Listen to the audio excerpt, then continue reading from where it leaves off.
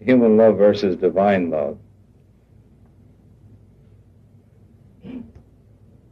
Human love is what we think love is.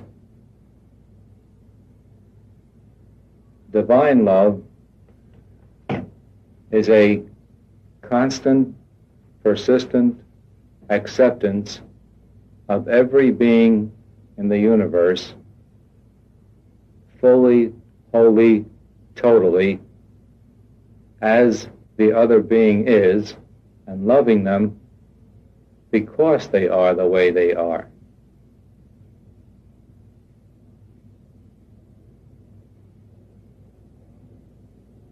Divine love is allowing the other one to be the way the other one wants to be.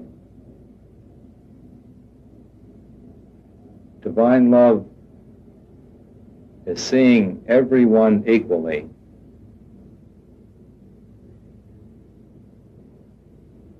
And I think that is the test of how divine our love is.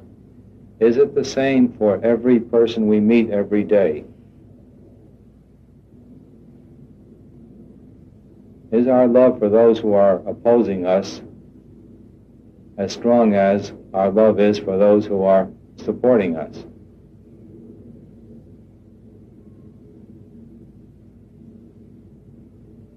Divine love is unconditional and is for everyone alike.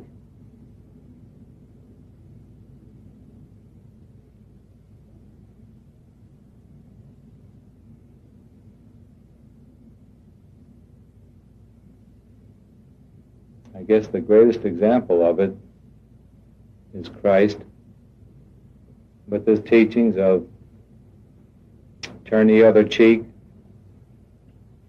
love your enemy, and so forth.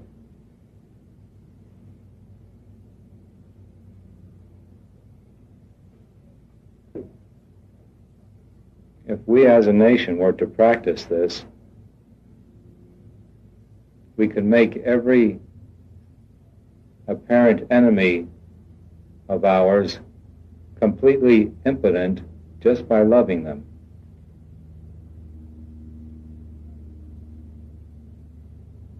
They would be powerless to do any harm to us. But we would have to do it as a nation.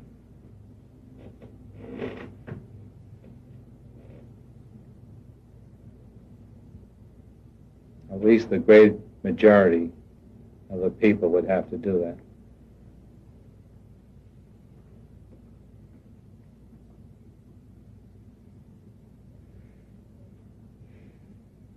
Love itself is something we can't turn on and turn off. Either we have it or we don't have it. And it's impossible to love one person and hate another.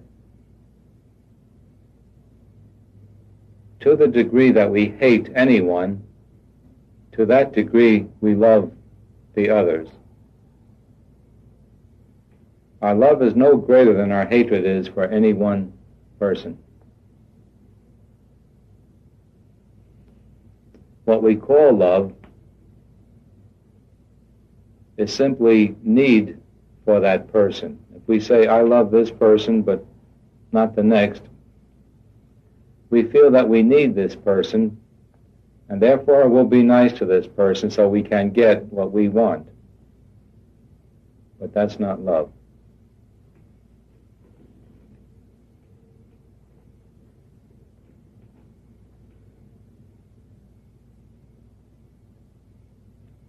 Human love is selfish. Divine love is completely selfless.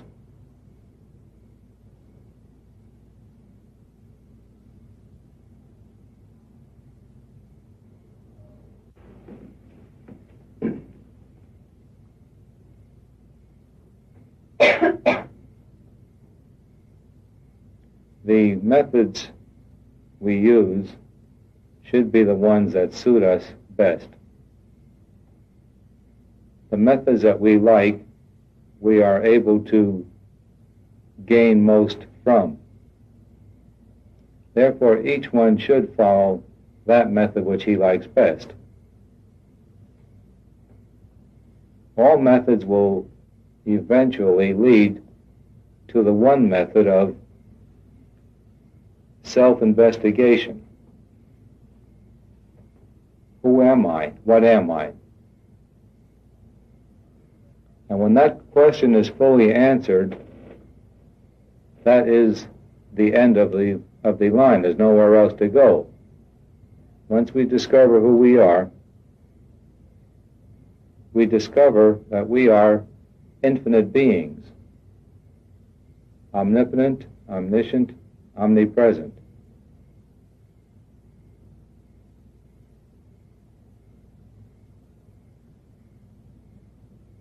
So the outer teacher pushes us toward the inner teacher, which is nothing but we revealing our real self to ourself.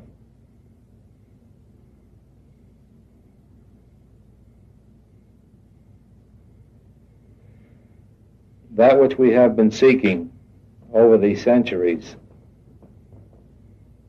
outwardly, in the world, has always been right with us all the time, closer than flesh. It's always been the I that I am.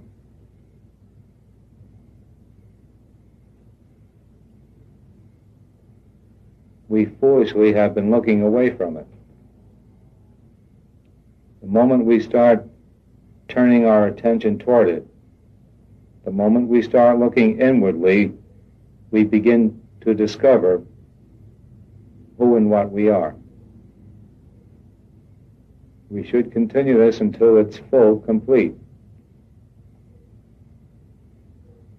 And discovering who we are is the same as discovering that we are not the ego. We are not that limited being.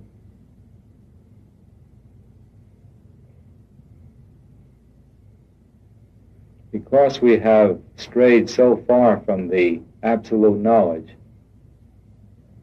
it's almost necessary for us to start on the negative side of eliminating the ego, to get enough of it out of the way so that we can begin to see the self that we are.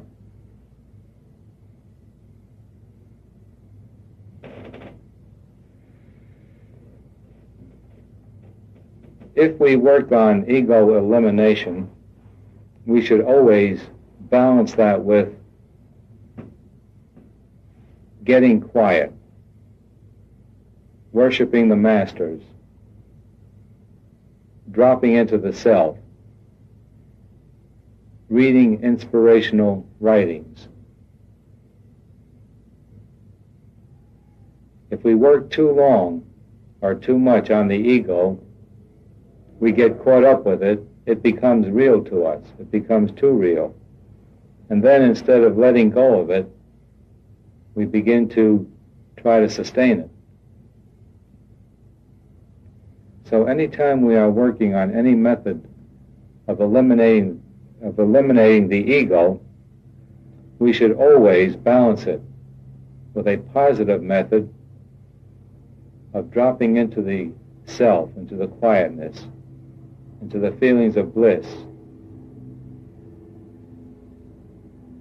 so that we don't validate the ego too much.